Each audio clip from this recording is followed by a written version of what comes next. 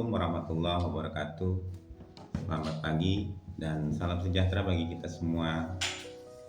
Puji syukur kehadirat Allah karena pada kesempatan kali ini saya dapat menyampaikan sebuah review buku yang sangat menarik dan bermanfaat bagi kehidupan kita sehari-hari. Judul buku yang saya ulas hari ini adalah Bicara Itu Ada Seninya, yang ditulis oleh Su Yang, seorang penulis dan pelatih komunikasi asal Korea Selatan. Buku ini merupakan salah satu karya pengembangan diri yang sangat populer karena isinya yang ringan namun dalam, penuh dengan tips praktis dan aplikatif untuk kehidupan sosial kita sehari-hari. Mengapa buku ini penting untuk dibaca? Banyak dari kita mungkin berpikir bahwa bicara itu adalah hal yang alami. Semua orang bisa berbicara, namun kenyataannya tidak semua orang bisa berbicara dengan baik. Banyak konflik, kesalahpahaman, bahkan retaknya hubungan terjadi bukan karena isi pembicaraan, melainkan karena cara penyampaiannya yang kurang bisa diterima. Buku ini hadir sebagai panduan untuk memperbaiki cara kita berkomunikasi agar lebih sopan, lebih empatik, dan lebih efektif. Penulis membuktikan bahwa berbicara bukan hanya perkara teknik, tapi juga soal rasa dan seni. Itulah mengapa judulnya sangat pas, Bicara Itu Ada Seninya. Tentang penulis, Oh Soo Hyang ini adalah seorang praktisi komunikasi dan konsultan hubungan sosial di Korea Selatan. Ia memiliki pengalaman bertahun-tahun sebagai pelatih dalam bidang public speaking, komunikasi interpersonal, dan manajemen emosi. Buku ini lahir dari pengalamannya mendampingi banyak orang baik dalam kehidupan pribadi, keluarga, maupun di dunia kerja. Isi dan struktur buku ini terdiri daripada 4 bagian utama yang setiap bagiannya membahas cara berbicara dalam konteks yang berbeda-beda.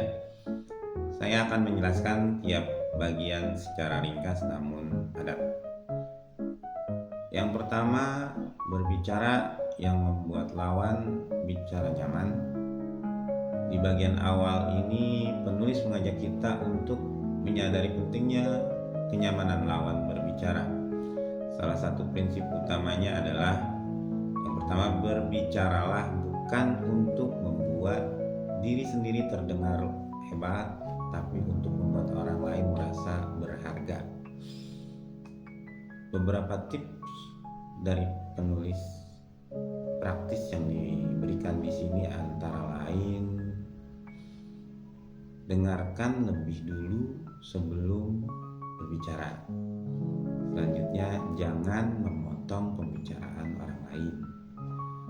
Kemudian, hindari terlalu banyak menyela dengan cerita diri sendiri. Kemudian, gunakan ekspresi wajah yang terbuka, tersenyum, dan penuh dengan keramahan. Penulis juga menekankan bahwasanya mendengarkan adalah bagian daripada seni berbicara. Bagian yang kedua, berbicara dengan elegan tanpa kita harus menyakiti. Dan seringkali kita merasa sudah berbicara dengan jujur, tetapi lawan bicara merasa tersinggung. Mengapa? Karena kita tidak peka terhadap perasaan orang lain atau yang kita ajak berbicara tersebut. Bicara dengan elegan tanpa kita harus menyakiti. Dan seringkali kita merasa sudah berbicara dengan jujur, tetapi lawan bicara merasa tersinggung. Mengapa? Karena kita tidak peka terhadap perasaan orang lain atau yang kita ajak berbicara tersebut. Dalam bagian ini, penulis mengajarkan bagaimana caranya menyampaikan kritik dengan bahasa yang halus dan menghindari kata-kata yang tajam atau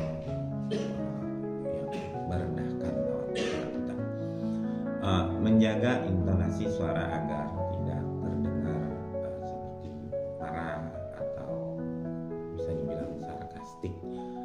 Contohnya saat ingin menegur, tadi potong ya.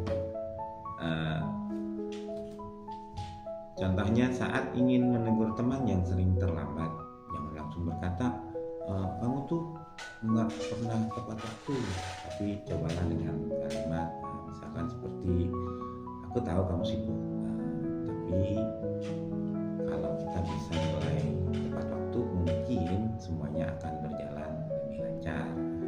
Seni berbicara elegan berarti kita jujur, tapi tetap menjaga hati dan perasaan orang lain agar tidak tersinggung. Selanjutnya di bagian ketiga, berbicara yang menyentuh dan membangun hubungan. Di bagian ini yang sebagai penulis membahas bahwasanya kata-kata adalah jembatan hati. Kata-kata yang baik bisa mempererat hubungan, tapi kata-kata yang kasar bisa merusak seketika. Beberapa hal yang dibahas di bagian ini, pentingnya mengungkapkan rasa berterima kasih, walau untuk hal-hal yang mungkin kecil, tapi itu penting juga. Selanjutnya, kekuatan kata maaf untuk menyembuhkan luka batin. Kata maaf di sini ada tanda kutip ya. Cara menyampaikan empati saat seseorang mengalami kesulitan.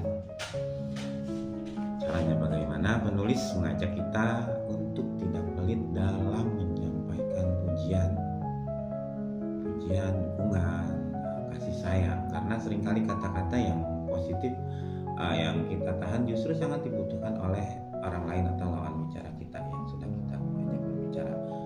Selanjutnya di bagian keempat ini penulis menganjurkan berbicara yang meyakinkan dan berpengaruh, mempengaruhi. Nah, ini adalah bagian yang membahas komunikasi di ruang publik dan profesional, seperti saat presentasi, rapat, atau memimpin tim.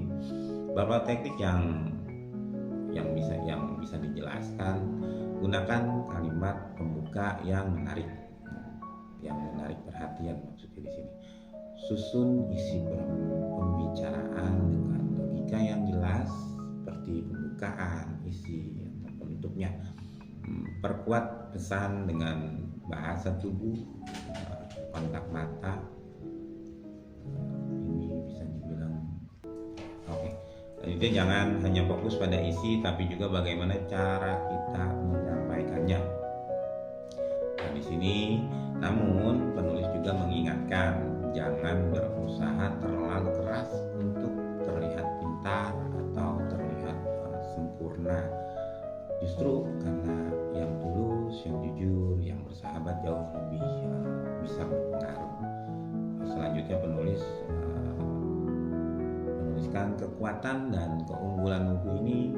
Berikut beberapa alasan kenapa buku ini sangat penting dan sangat layak untuk kita baca.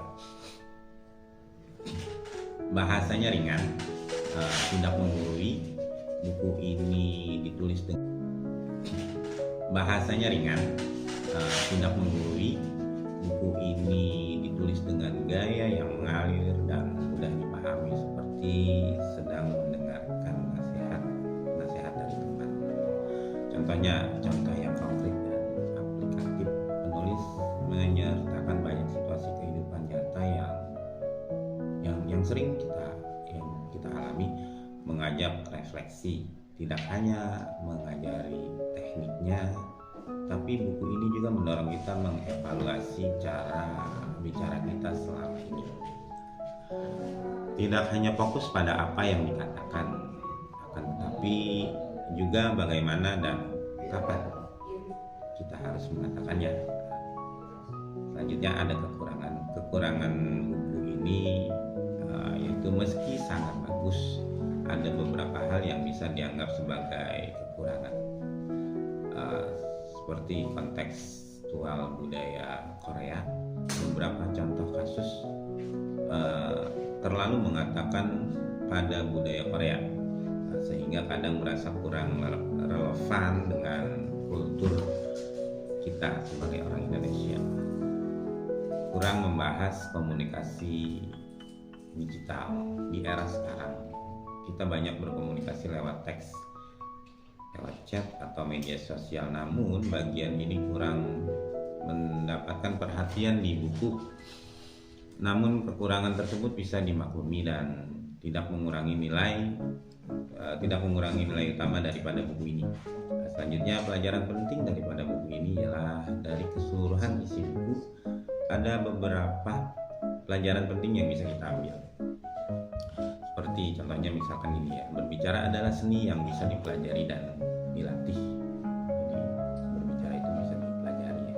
Nah, kita semua bisa menjadi komunikator yang lebih baik.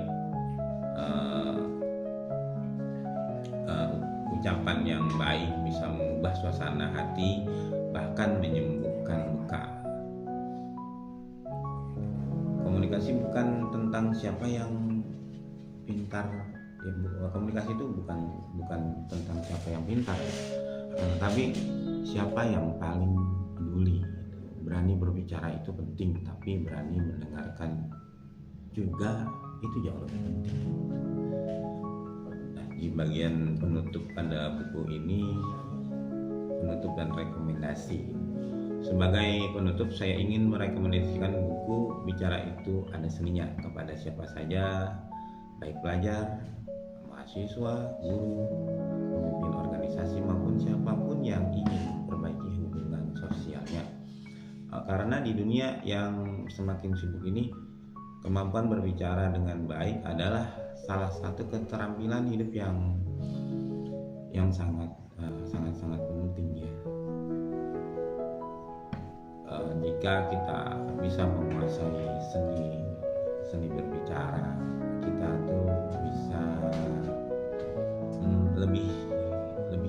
bisa lebih dipercaya oleh orang lain. Itu yang pertama ya, menjadi pendengar yang lebih baik. Selanjutnya, menghindari konflik yang tidak perlu,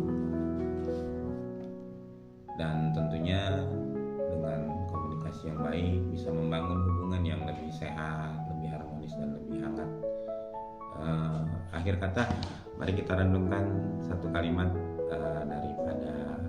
daripada buku Berbicara Itu Ada Seninya,